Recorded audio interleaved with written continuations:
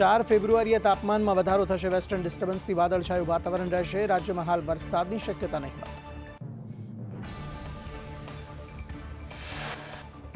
અરવલ્લીના મેઘરજમાં કમોસમી વરસાદ. પહાડિયા, રેલીઓ સહિત ગ્રામ્ય પંથકમાં માવઠું. કમોસમી વરસાદથી ખેતી પાકને નુકસાનની ભીતિ. ખેડૂતો પર ચિંતાના વાદળો ઘેરાયા. સુરત શહેરમાં વહેલી સવારથી ધુમ્મસભર્યું વાતાવરણ. ગાઢ ધુમ્મસના કારણે વિઝિબિલિટી ઘટી. વિઝિબિલિટીમાં ઘટાડો થતા વાહન ચાલકો પરેશાન.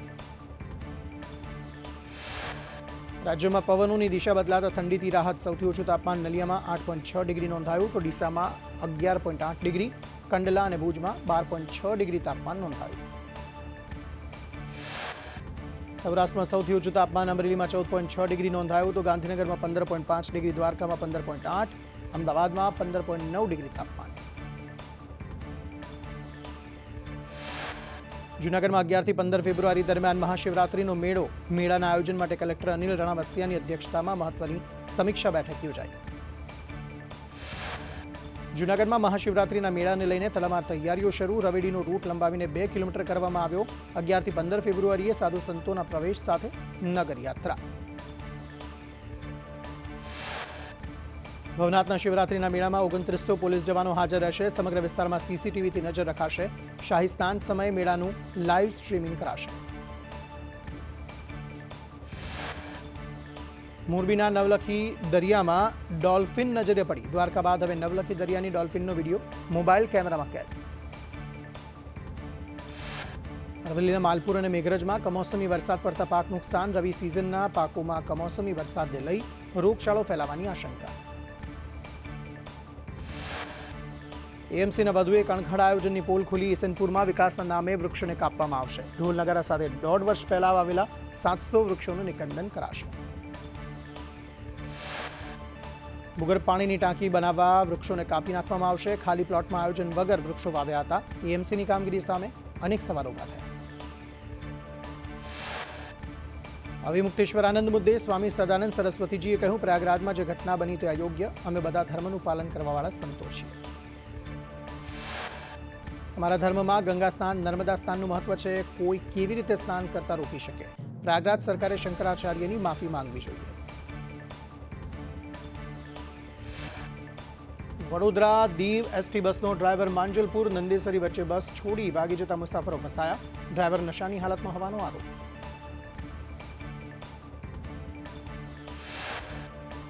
સુરતમાં લક્ષ્મી ગ્રુપને ત્યાં સતત ચોથા દિવસે આઈટીના દરોડા. આઈટી બાદ ઈડી પણ તપાસ કરવા આવશે. 8 કરોડના સોના ચાંદીના જ્વેલરી જપ્ત.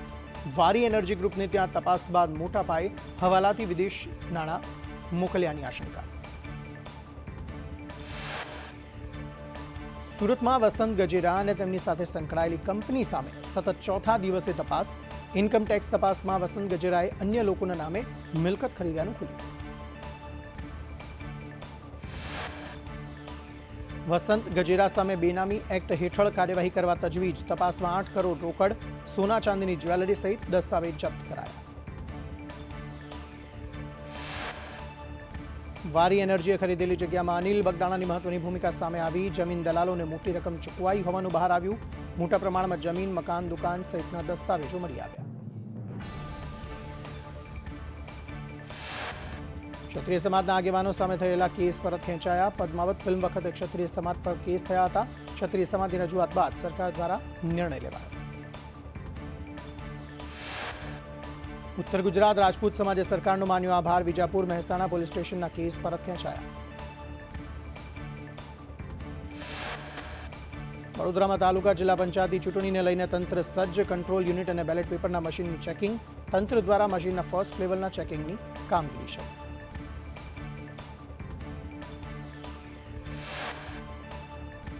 બે 2765 ઈવીએમ મશીનની એન્જિનિયર ચકાસણી કરી રહ્યા છે. 10 એન્જિનિયર સાથે કલેક્ટર કચેરીના 40થી વધુ કર્મી જોડાયા. આગામી 3 તારીખ સુધી ચેકિંગની કામગીરી ચાલશે.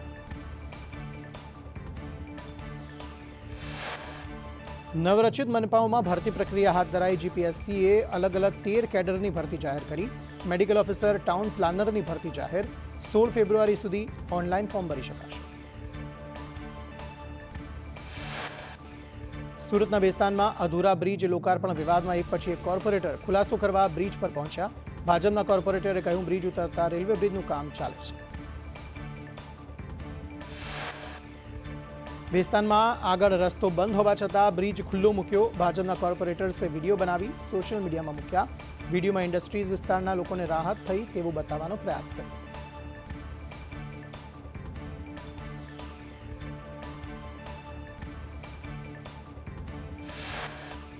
સુરતમાં ડીજીજીઆઈની બોગસ બિલિંગ કેસમાં 3 વેપારી સામે કાર્યવાહી. કોમ્યુનોરિક્સ ઇન્ફ્રાટેકના ડાયરેક્ટર નિરલ શાહની ધરપકડ. 37 કરોડથી વધુની ખોટી રીતે આઈટીસી લીધી હતી.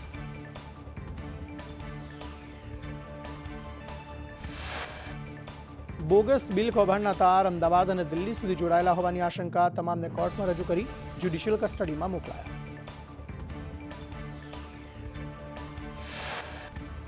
સુમુલ ડેરીની 16 બેઠકનું નવેસરથી સીમાંકન કરવા હાઈકોર્ટનો આદેશ. જિલ્લા કલેક્ટરને 3 સપ્તાહમાં મત વિસ્તારોનું સીમાંકન કરી ચૂંટણી યોજવા આદેશ. કઠોર મહિલા દૂધ ઉત્પાદક સંઘે પીઆઈએલ દાખલ કરી હતી. સરકારના જાહેરનામા મુજબ સુરતની ભૌગોલિક સ્થિતિ બદલાઈ. સુરતની હદમાં 6 તાલુકા અને અનેક ગામોનો સમાવેશ થયો.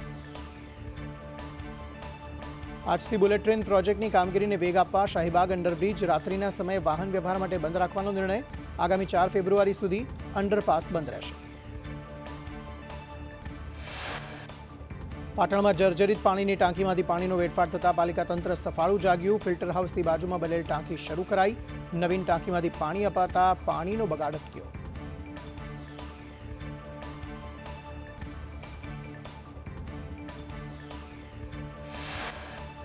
જામજોધપુરના એમએલએ હેમંત ખવાએ મુખ્યમંત્રીને પત્ર લખી ગામડાઓ સાથે ઓરમાયું વર્તન થતું હોવાનો ગંભીર આક્ષેપ કર્યો.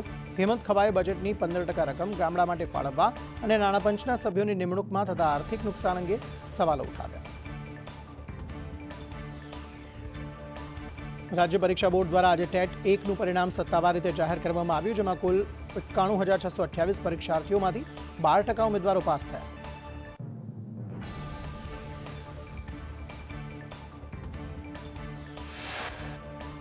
ગુજરાતમાં આજે ધોરણ 5ના 7.52 લાખ વિદ્યાર્થીઓ ઉજ્જવળ ભવિષ્ય માટે કોમન એન્ટ્રન્સ ટેસ્ટ આપવાના હતા, જે મેરિટના આધારે વિવિધ સરકારી નિવાસી શાળાઓમાં પ્રવેશ અને આર્થિક સહાય મેળવી શકશે.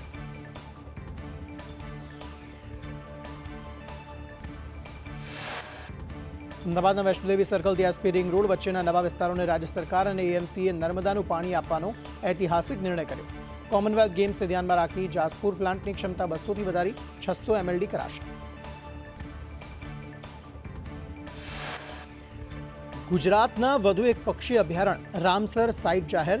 કચ્છનું છરીધાંડ પ્રતિષ્ઠિત રામસર સ્થળોની યાદીમાં.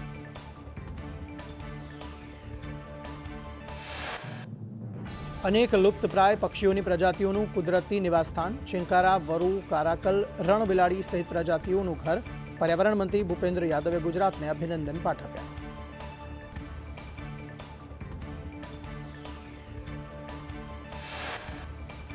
વડોદરા એસટી ડેપો પર બસના નવા રૂટ પહેલા વિવાદ. ઉત્તર ગુજરાતની ફક્ત એક બસ ચાલુ થતા રોષ. ઉત્તર ગુજરાતના નિઝામપુરામાં 10,000 લોકો વસે છે.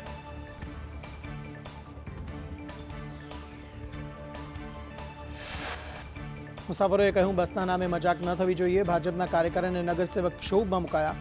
ભાજપ કાર્યકર રૂપા પટણીએ કહ્યું, વોર્ડ નંબર 1માં કોંગ્રેસના 4 નગરસેવક હોવાથી કામ અટકે છે.